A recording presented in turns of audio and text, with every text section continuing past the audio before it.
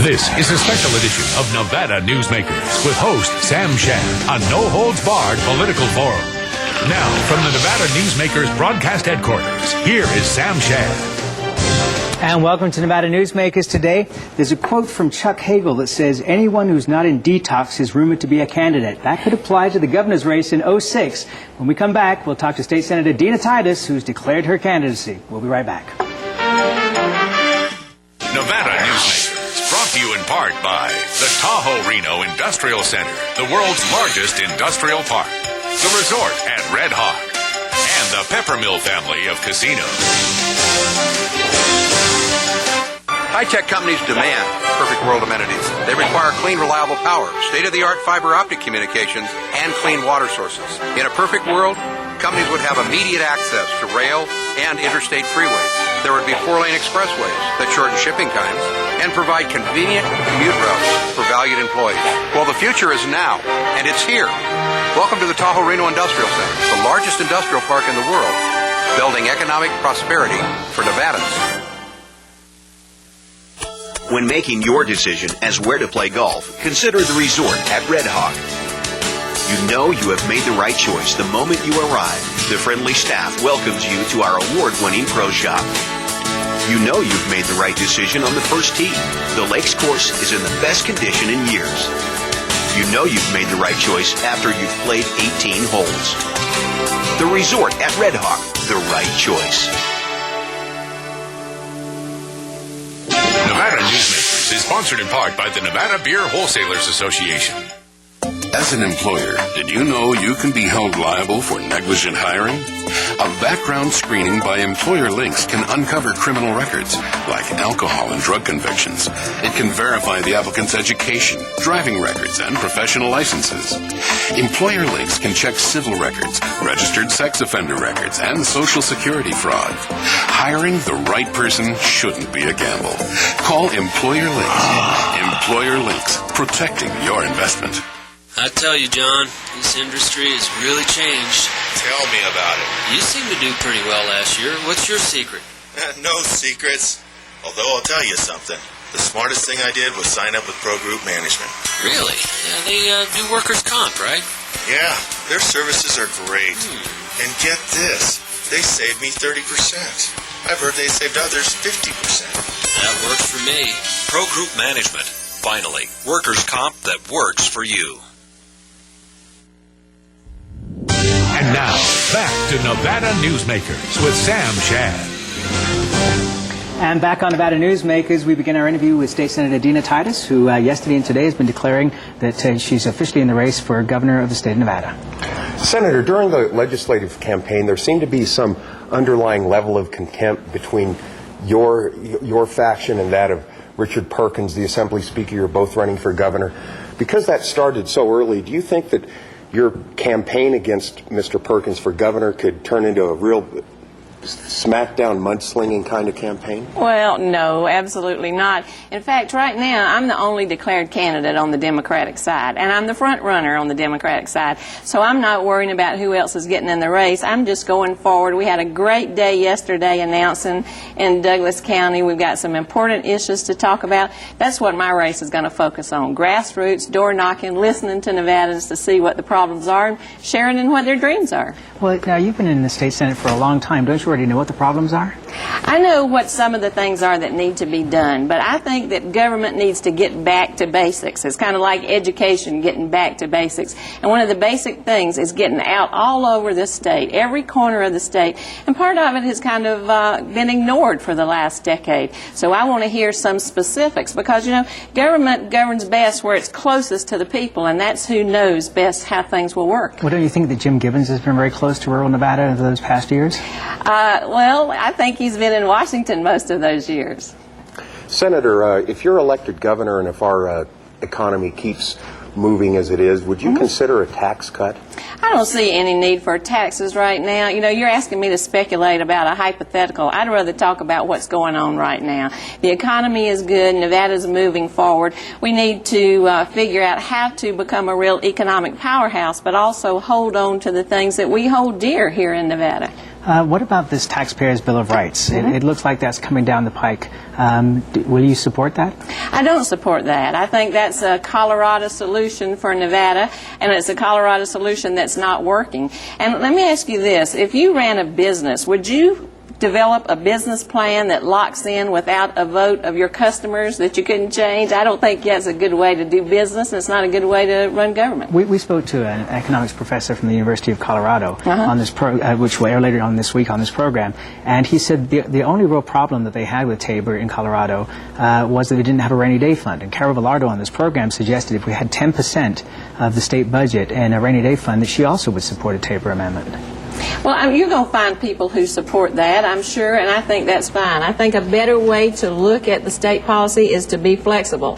When times are good, you can invest in the state, invest in education, give money back as a rebate, just like we did last session.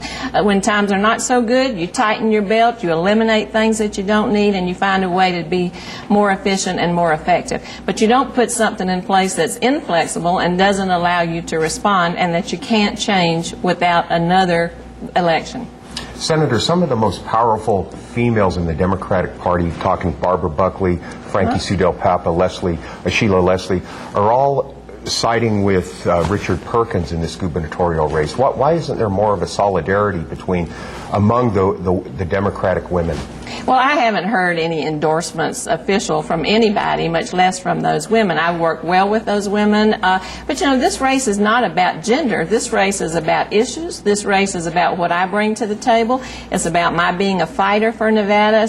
Straight talk, tell it like it is. You know what you get with me, Ray. We've had conversations many times. And so that's what this is about. This isn't about male, female. That's the one thing that you told me last week, that you are not running to become the first woman governor of Nevada. Could you explain that to our listeners and viewers? Well, I will certainly be proud to be the first woman governor. That will be a historic thing, and I don't run away from that. On the other hand, I'm not running a women's race. Women turn out to vote at higher rates than men do, and I hope they'll vote for me, and I think they will when they hear my message. And that message is basically government should do what it does best. Lock up the bad guys, educate the children, provide for the common good, and then get out of the way and let people make their own decisions. Hang on, you sound like a Republican. No, just don't forget the rhetoric and look at the record. Well, that's one thing, Senator. People say that you're a liberal. And then we ask them, well, what has she done to get a liberal tag? And what have you done to, if you're a professor from UNLV and a Democrat, does that automatically make you a liberal? Well, that's why I say don't listen to the rhetoric, look at the record. You know, if you compared my record to Bill Raggio's record, I bet you'll find we voted the same way 90% of the time. And Bill Raggio is like Mr. Conservative. I proposed the property tax freeze. Is that liberal or conservative? Labels are not what's important. It's the issues that's important. Okay, let's take a break. Much more with Dina Titus running for governor right after this timeout.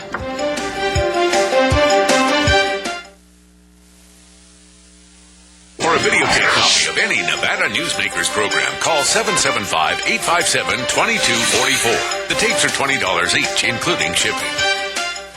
My family started this business 27 years ago. We work hard to serve our customers and our community. But it's getting harder and harder to keep the doors open. For example, our workers' comp is going through the roof. Isn't anyone on my side anymore? The Retail Association of Nevada is. If you're a small business owner, we can cut your workers' comp by up to 50%, lobby for your interests, and keep you informed. Put us to work today.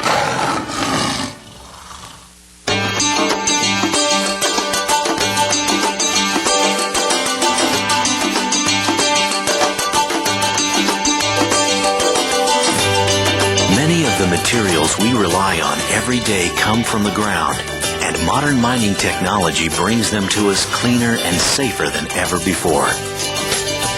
To learn more about America's natural resources, visit nma.org, the National Mining Association. Reno's best dining values are all at one casino, the Pepper Mill. You can enjoy great savings on our popular specials. Pepper Mill's coffee shop offers daily lunch specials, low-carb dining, and all your favorite comfort foods. You'll find sensational lunch specials featuring Reno's freshest seafood, sushi, pasta, and more at Oceano. And early bird specials at Reno's Premier Steakhouse and Romanza Ristorante Italiano. The best values are at the Pepper Mill. Where are you dining? Your best value in sight is here for you to see. From frames to lenses to eye exams, you're covered A to Z. Davis Optical, your best value in sight. Davis Optical Centers, with 2 locations in Reno and Sparks. Davis Optical, your best value in sight. And now, back to Nevada Newsmakers with Sam Shad. And back on Nevada Newsmakers, if I can get the words out here, we're here with State Senator Dina Titus, who's running for governor in 06, finally declared officially. Okay, money, going to be a big issue here. We're hearing anywhere from $8 to $10 million is going to be necessary in this race. Are you going to be able to get that kind of money? Is gaming going to support you? Well, statewide races are always expensive, and they're getting more expensive. My feeling is however much it takes, we'll raise it. And I'm not afraid to raise money. And I've always had a double-wide Senate district. I've never had a pass. I've always had to raise money. And as the head of the caucus, I've raised money for the caucus to elect in all our races. So sure, it'll be hard work, but yes, I'll raise the money. And yes, gaming will support me. They've supported me in the past. I don't see any reason why they won't support me now. We have to protect gaming. I've been a friend of gaming without being seen as being in gaming's pocket. You know, I think you give gaming what it needs, but that's not necessarily what it wants. Well, Senator, the last Democrat to run for governor, Senator Joe Neal, wanted to jack up the gaming win tax. Yeah. Now, would you go for that, too, if you were elected governor? Well, right now, Nevada doesn't need any more revenue because we had so much last time. We were able to give a rebate in addition to investing in a lot of needed programs. So I don't think we need, again, to speculate about whether you need a tax of any kind, gaming or otherwise. Okay. You addressed this on the program the last time we talked when we were down at the legislature about your relationship with Washoe County and fair share. That's a long time ago. Right. But in about 36 months ago, Joe Carter was running against Maurice Washington, and he was significantly ahead of him. And then they put on these campaign ads that said that you would be the Senate Majority Leader if they elected Joe Carter, and suddenly the numbers completely reversed. How are you going to be able to stabilize Washoe County? I'm going to sit down with people here, knock on their doors, look them in the eye and say, look at the record. When I was first elected back in 1989, I was fighting for my district, District 7, and I was fighting as hard as I could to protect their interests. And I'm going to fight just that hard for every member of Nevada when I am governor, and that's the message that I'm taking to the folks. And, you know, we're going to need a fighter this next time. We need a fighter against Washington on Yucca Mountain. We need a fighter against Congress to get our fair share of dollars. We need a fighter against other western states for water. And I think the people in every part of Nevada will say, yeah, that's the kind of person I want to be governor, somebody who's willing to go to the mat for all of Nevada. Senator. I like the sound of that. Excuse me, Freud. Do you think Las Vegas Mayor Oscar Goodman is going to get in this race? He's kind of flirted with it, but he's never come out and said yes or no. I don't know. You'll have to ask Oscar. He's always saying he's the happiest mayor in the world. I say let him stay there as the happiest mayor in the world. Let me read to you something that somebody sent to me a couple of months ago and just get your thoughts on this. He said that the gaming candidate will be the Democratic candidate for governor and the chamber candidate will be the Republican candidate for governor, with organized labor pressing a Democratic initiative on minimum wage, likely to be fought by the chamber type spending big money, and anti-tax grassroots Republican libertarians pressing a Republican initiative on tax or spending limitations, or both, and likely to be fought by labor education type spending big money. It's an election cycle that could shake the foundations of the state's politics unlike anything since the Sawyer O'Callahan elections.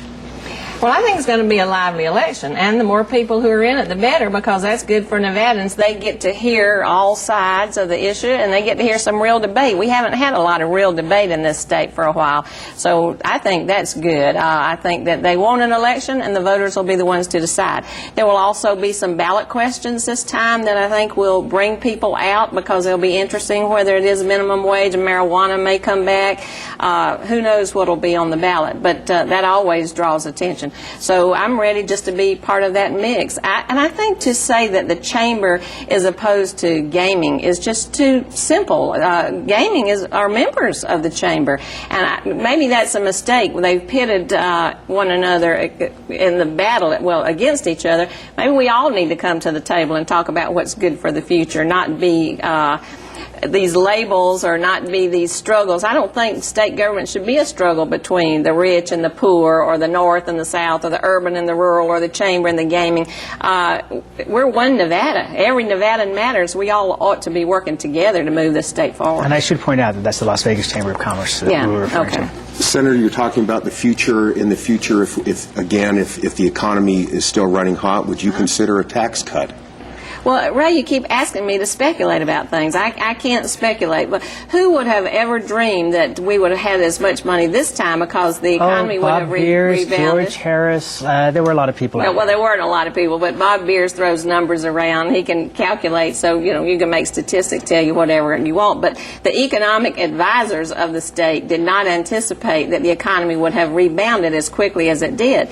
That was great, and we were able to give a rebate. If we have money again, you look at all things on the table, including another rebate. So that's my position, and I don't see anybody talking about the need for taxes.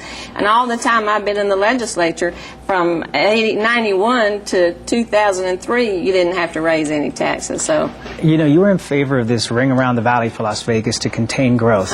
Now you've got just incredible growth in the north and the southern portions of the state. How do you look at that today? Well, the ring around the valley was about managing growth, not containing growth, and I still believe in smart growth. I think that's very important. You don't let the tail wag the dog. You get ahead of growth. You don't let it pull you along in directions that you might not think will work for the best. I think growth is the issue that ties this whole state together. Look at the growth in Douglas County with people moving from California. Washoe County, Fernley is growing. Everybody knows about growth in Las Vegas, but it's all over the state. And then the flip side of the coin is the small towns that are losing people. What's the impact of that? So I think you've got to get ahead of that and have the state perhaps play a bigger role in the whole concept of planning. And you tie to that water, and then it becomes a very, very important issue. And an issue for another day on this program. You bring up the biggest things right at the end there. We're out of time, but you are welcome to come back anytime. We'll be right back on Nevada Newsmakers. Good luck in the race. Thank you. This is Nevada Newsmakers. For more than a decade, the Southern Nevada Water Authority has been helping the community embrace conservation as a way of life. That includes replacing more than 50 million square feet of grass with water-smart landscaping. During the worst drought on record, watering restrictions and tough landscaping codes have reduced the community's water use by billions of gallons, even as thousands of new residents were moving into Nevada. That's smart water management, and that's our promise to Nevada. When making your decision as where to play golf, consider the resort at Red Hawk. You know you have made the right choice the moment you arrive. The friendly staff welcomes you to our award-winning pro shop. You know you've made the right decision on the first tee. The Lakes course is in the best condition in years. You know you've made the right choice after you've played 18 holes. The resort at Red Hawk, the right choice. So, who do you use for workers' comp? Pro Group Management. I've heard some good things about them. You bet. Employee background checks, safety training, claim seminars. Oh, and here's the great part. If you have an issue, they work for you, not against you. Sounds perfect. And expensive. Well, that's the best part. They saved me 30%. I've heard they saved others 50%. Works for me. Pro Group Management. Finally, workers' comp that works for you. As an employer, did you know you can be held liable for negligent hiring?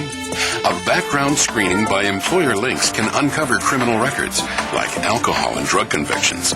It can verify the applicant's education, driving records, and professional licenses. Employer Links can check civil records, registered sex offender records, and social security fraud. Hiring the right person shouldn't be a gamble. Call Employer Links. Employer Links, protecting your investment. And now, back to Nevada Newsmakers with Sam Shad. And back on Nevada Newsmakers, we're joined by Bob Crowell from the Crowell Group and John Gwaltney with the State School Board. Welcome to both of you. Okay, let's talk about Dina Titus's race. Boy.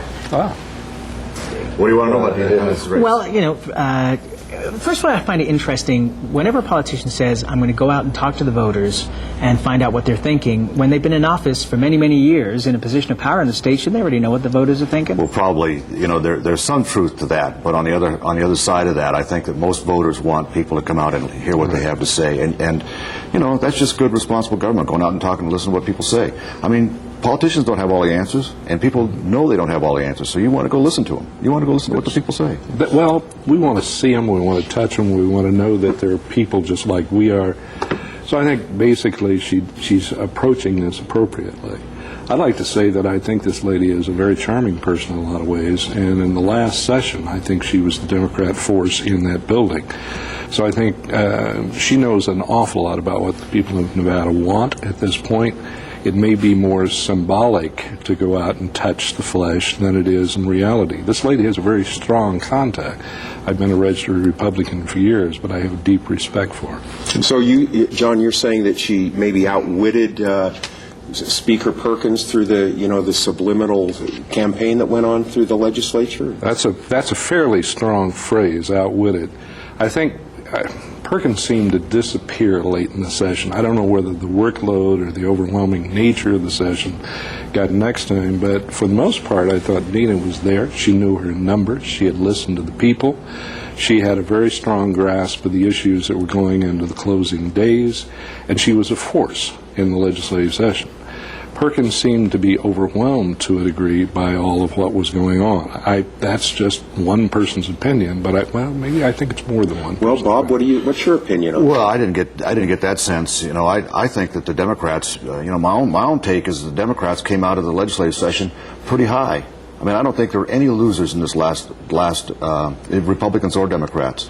And so I didn't see, there was some tension going on between Dina Titus and Richard Perkins. Obviously there was some tension going on, but I didn't see that rise to the level of one being able to take advantage of the other, or that there was any harm to either the political agenda of either party as a result of that. I just didn't see that. So. You say that the Democrats came out high, but when you look at what Perkins backed, things didn't go anywhere. You're talking about the lottery for education. You're talking about a sales tax holiday. You're talking about even leaving, putting federal money for education off the table so you can get out of No Child Left Behind. He proposed all those things, and none of them went anywhere.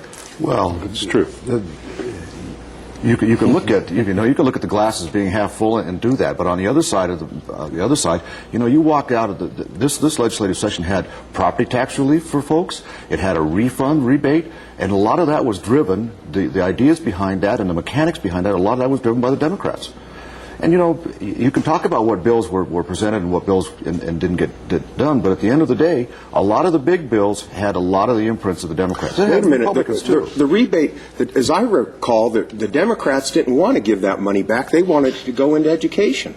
The rebate idea was the governor's. Well, the rebate idea was, there's no doubt that the rebate idea came out of from the governor. But at the end of the day, on the mechanics of how the rebate was given back, had the imprint of a lot of people on it, including the Democrats, including the Assembly Democrats. Okay, let's take a slight turn here. Jim Rogers is, I think pretty much everybody knows, is the owner of Sunbelt Broadcasting that owns the stations that this program is broadcast upon. He's also the University Chancellor. And last week in an interview on Las Vegas One, according to an article from Kirsten Sierra out of the Las Vegas Sun, in reference to Jim Gibbons and his run for governor, he says, I think, and maybe I'm being harsh, but I don't think he's very bright. I don't think he's got very many great leadership qualities. I don't think he can handle the job of governor. What does this say to all the people who time after time after time have voted Jim Gibbons back into office in the Congress? I think that's an exact statement of why you don't want to make that statement. Yeah, I would certainly support that. I think, the first thing that popped in my mind when I read the quote is that, does a Hugo car have a right to say to a Mercedes, your quality isn't up to shape? I think Rogers' credentials are a long ways from being in a position to make this kind of judgment about a man who's been in the Congress, holds a law degree, and has also been very successful in his own right as a commercial pilot. And fought in the Vietnam War, the Gulf War? Absolutely. And now, I think, I said before we went on the air that I think a number of people in his campaign organization have figured out he is not a stand-up comedian, and he probably ought to leave that issue alone. But this man has excellent credentials, and I'm not sure Rogers' credentials are nearly as long. I worked for the university system, let's make that clear. But now, John, Jim Rogers, he's been floated as a possible candidate for governor. Maybe that had something to do with those comments. Do you think that he is of gubernatorial quality? Well, I think at this particular point it's difficult to say, Ray. I think the issue is that his track record is very, very short. His experience with the region suggested I really don't want to be chancellor up until the point that I wanted to be chancellor. I think that strategy looks an awful lot like Kenny Gwynn's glide path into the governorship. A number of those things I find questionable, to say the least. I'm not the only one who's looked at it and said maybe he should have developed his own plan to be governor of the state. Okay, let's let Bob have the last word here. Well, I think you're absolutely right. Those statements reflect back on what you believe the voters have said about people when you elect them, and I don't think you want to do that. And second, when you ask whether or not Mr. Rogers has got the gubernatorial qualities, I don't sitting here, I don't know enough about what he has on his agenda to make that judgment call. And second, I think that the lineup on both sides is not for governor has not closed out yet. Has not closed out. And that's where we got to leave it. We'll be right back on Nevada Newsmakers after this. Nevada Newsmakers, brought to you in part by the Tahoe Reno Industrial Center, the world's largest industrial park, the resort at Red Hawk, and the Peppermill family of casinos. Here at the Tahoe Reno Industrial Center, water resources come from fresh, clean groundwater, approved by state permits. The water is pumped from wells to million-gallon storage tanks and then distributed to TRI companies. Another amenity is our investment in a state-of-the-art wastewater treatment plant. This disposal system converts waste to clean water for industrial applications. Welcome to the Tahoe Reno Industrial Center, the largest industrial park in the world, building economic prosperity for Nevada. South Reno's hotspot for food, fun, and friends is the Tamarack Junction. Enjoy great food 24 hours a day in the Dining Car Restaurant. For a quick bite and the best sandwiches in town, it's the Whistle Stop Deli. And for the best appetizers and menu selections and a large variety of cocktails, beers, and martinis, it's Sully's Sports Bar, Grill, and Nightclub. The Tamarack Junction is your junction for fun. South Virginia and Amati Ranch Parkway. My family started this business 27 years ago. We work hard to serve our customers and our community. But it's getting harder and harder to keep the doors open. For example, our workers' comp is going through the roof. Isn't anyone on my side anymore? The Retail Association of Nevada is. If you're a small business owner, we can cut your workers' comp by up to 50%, lobby for your interests, and keep you informed. Put us to work today.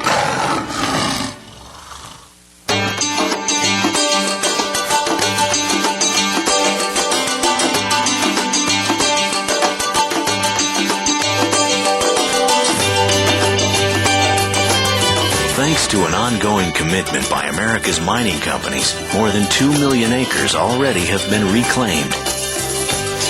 To learn more about reclamation or other aspects of mining, visit nma.org, the National Mining Association.